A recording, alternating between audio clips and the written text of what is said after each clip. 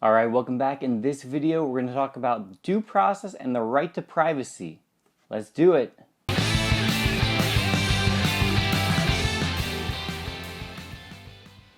Alright, so a right to privacy. Do you have one? Might sound like a weird question, but if we think about the Bill of Rights and we think about all of the amendments and the entire Constitution, in fact, nowhere do we find it explicitly written that we have a right to privacy. So do we have one?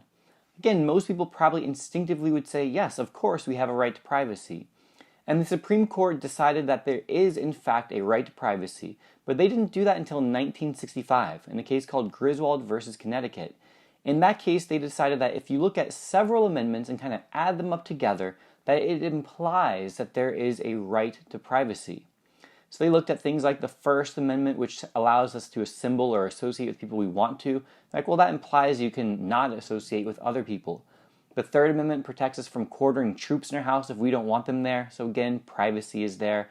Not being subject to unreasonable searches and seizures.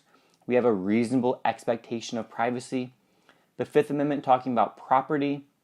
And they add these things up, and importantly, the Ninth Amendment, which talks about unenumerated rights of the people. It's that reminder that there are certain rights that we have that might not have been specifically listed.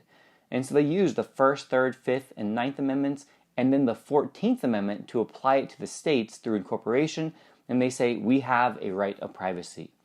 Now, one of the main reasons this has been controversial, for two main reasons. One is, like we just said, it's not explicitly written. It is implied by the Bill of Rights. And the second reason is because of what it has been used for. It has been used to guarantee that a woman has the right to obtain an abortion. And that is through one of your required Supreme Court cases, Roe versus Wade.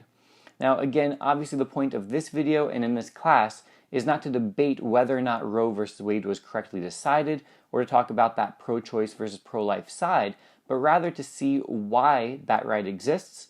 And the answer is because of a right of privacy.